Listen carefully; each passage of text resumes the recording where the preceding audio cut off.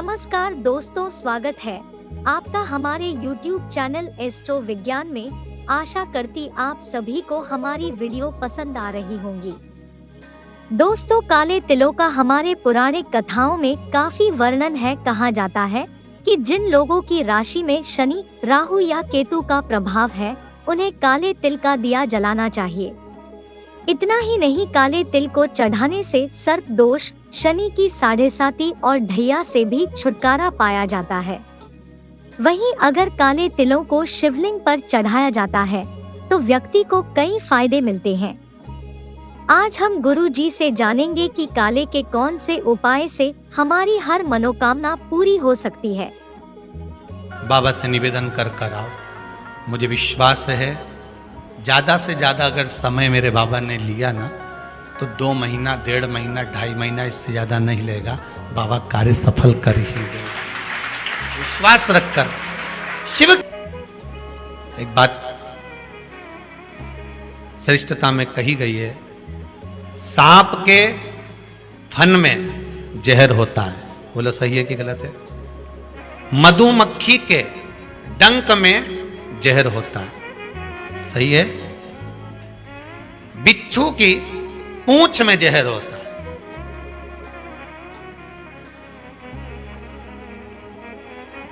पर मनुष्य जो छल करने वाला होता है, कपट करने वाला होता है, एक दूसरे को धोखा देने वाला, झूठ बोलने वाला, छल करने वाला जो होता है, उसके तो रोम रोम में जहर होता है। कब कहां से डसेगा मालूम ही नहीं पड़ पाएगा। पर सांप को तो पहचान कर कह दोगे कि यह काटने वाला है। बोलो सही है कि गलत है? बिच्छू को देखकर डर जाओगे कि यह काटने वाला है। मधुमक्खी का डंक देखकर डर जाओगे कि मधुमक्खी काटने वाली है। इंसान को कैसे पहचानोगे कि यह काटने वाला है? मनुष्य को कैसे पहचानोगे कि यह काटेगा? मानव को कैसे पहचानोगे कि ये काटेगा? हो सकता है तुम्हारे नजदीक में रहता हो, तुम्हारे साथ में रहता हो और कई वर्षों तक साथ रह रहा हो, कब काट जाएगा आपको मालूम पड़ेगा? नहीं। सांप को देखकर भय जाएगा कि इस काट सकता है, बिच्छू काट सकता है, सांप, ये मधुमक्खी मुझे डंक मार सकती है, पर मनुष्य को कैसे पहचानोगे? तो शिव महापुराण की कथा एक बात बहुत सुंदर कहती है कि जितने विषैली हैं, मधुमक्खी शंकर जी के पास,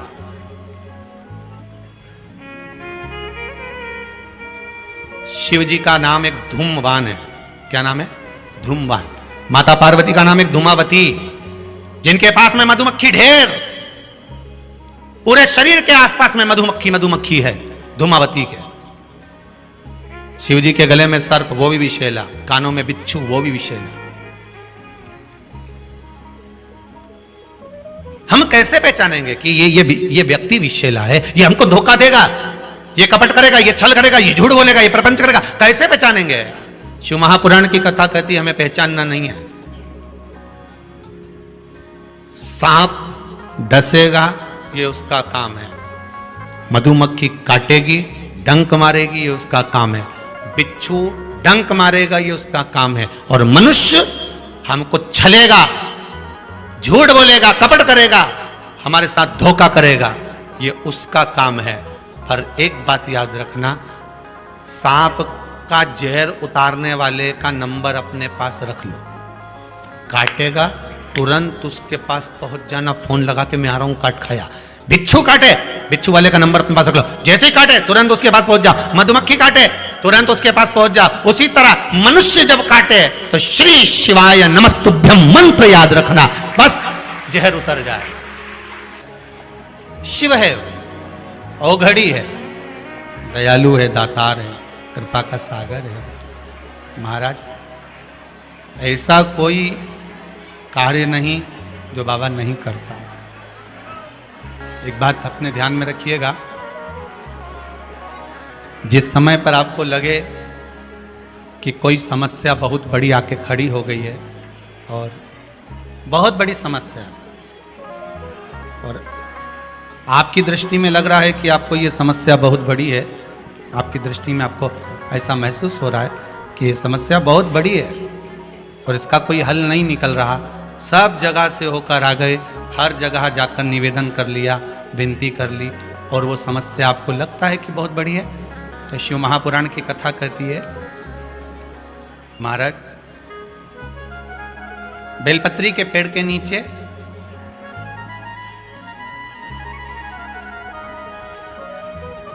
एक छोटा सा शिवलिंग का निर्माण करो। काय का निर्माण करना है? शिवलिंग का। अब बेलपत्री के पेड़ के नीचे आप अगर सोचो कि भाई मैं ब्राह्मण हूं, सफेद मिट्टी का शिवलिंग बनाना है, क्षत्रिय हूं, लाल मिट्टी का शिवलिंग बनाना है, या वैश्य हूं, पीली मिट्टी का शिवलिंग बनाना है, या शूद्र हूं तो काली मिट्टी का शिवलिंग का निर्माण करना है। शिव महापुराण की कथा कहती है, लिंग पुराण कहती है, नर्मदा पुराण कहती है कि बेलपत्री के पेड़ के नीचे आप जिस शिवलिंग का निर्माण करें उसके लिए आपका वर्ण नहीं देखना, आपको तो बेलपत्री के नीचे की ही मिट्टी ले लेना, फिर वो जिस कलर की।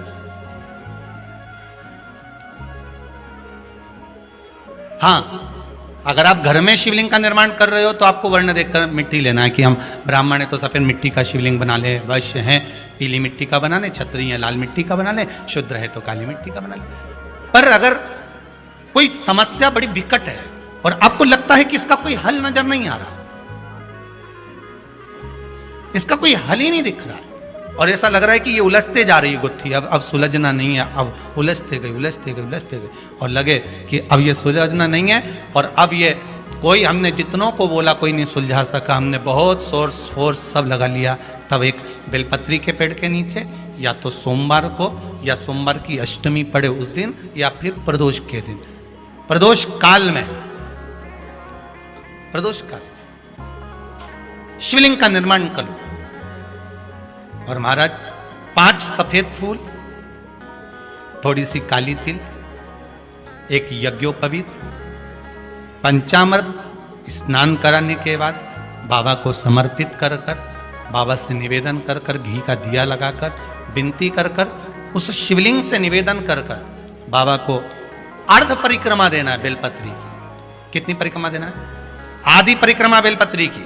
आधी परिक्रमा कैसे? जैसे शिवलिंग का निर्माण आपने यहां करा तो सामने बैठकर अगर आप उठे हो तो आधा बेलपत्र के पीछे जाना और वापस लौट कर आ जाना, पूर्ण परिक्रमा नहीं, अर्ध परिक्रमा कर कर शिवलिंग को नमन कर कर, दीप जब ठंडा हो जाए शिवलिंग को उठाकर निवेदन कर कर विश्राम कर दीजिए। उस कार्य को बोलकर शिवलिंग को जल में विसर्जन करना। कौन सा कार्य? जो सब दूर से आप हार गए और लगा कि अब इसके सिवाय कोई सार तत्व नहीं है, तब करना ये उपाय, तब करना इस उपाय। बाबा से निवेदन कर कर आओ। मुझे विश्वास है ज्यादा से ज्यादा अगर समय मेरे बाबा ने लिया ना तो 2 महीना, 1.5 महीना, 2.5 महीना, इससे ज्यादा नहीं लेगा, बाबा कार्य सफल कर ही देगा। विश्वास रखकर शिव की आराधना कर, करुणा सागर शंकर है। विश्वास रखकर आपने अगर भाव प्रकट कर, कोई भी उपाय आप कर रहे हैं उसमें आपकी विश्वासता होना चाहिए, उसमें आपका भरोसा होना चाहिए, उसमें आपकी दृढ़ता होना चाहिए।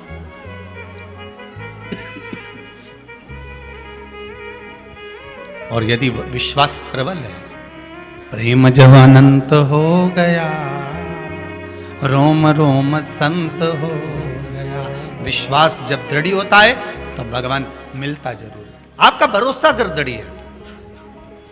शिव महापुराण में वृंदा का चरित्र आता है।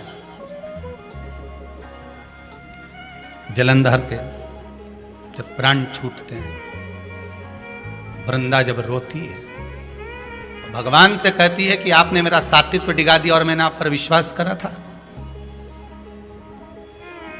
भगवान विष्णु ने कहा था कि वृंदा के पति को मारना है, तो शंकर भगवान कहते हैं शिव महापुराण में, मैं वृंदा के पति को नहीं मार सकता क्योंकि वो सात्वित्ववान है, उसकी सात्वित्वता की प्रखरता है।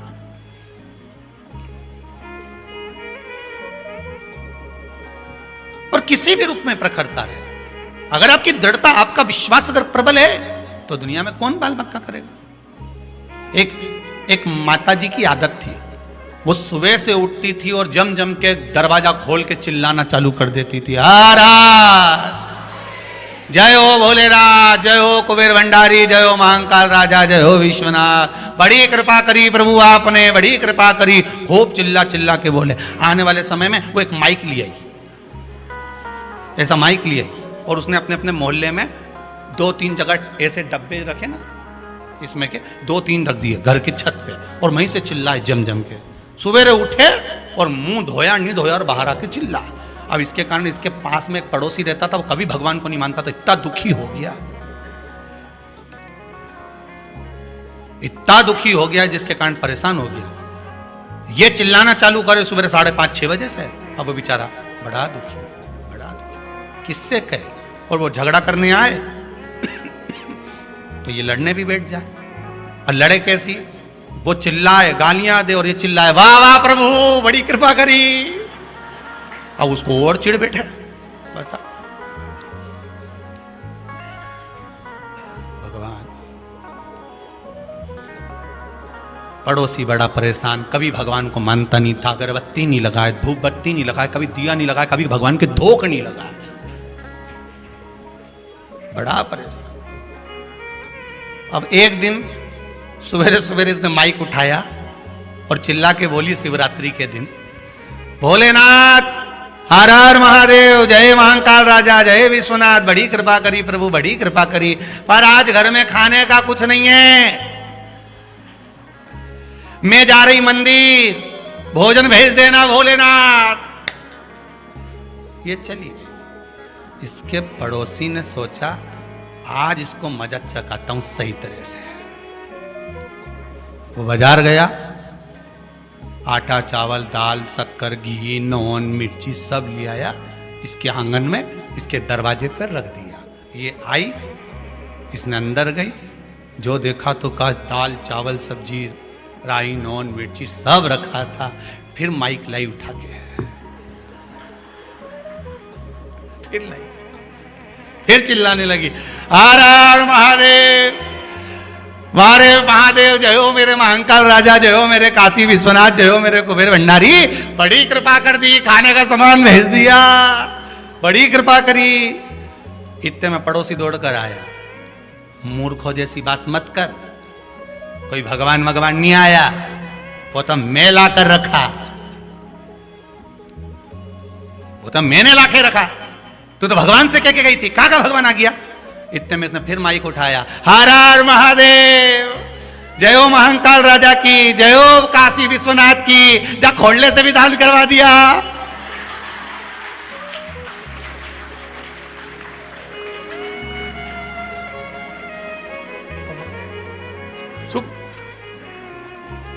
गजब, ये कभी महादेव के नहीं माने, इसे आटा चावल दिलवा दिया, बड़ी गजब कृपा कर, बड़ी गजब। उसने कहा तेरा भगवान आया था देने, मैंने रखा, मेरा जय जयकार कर। उसने कहा मैंने तो महादेव से कहा था, महादेव ने तुझे कहा, तूने लाके रखा, सब महादेव ही तो कर रहे हैं, हम तो केवल निमित्त मात्र। नहीं तो तेरे जैसा रोज सुबह उठ के गाली बके, अब शब्द बोले, ताने दे, आज आटा चावल दे और तूने दिया।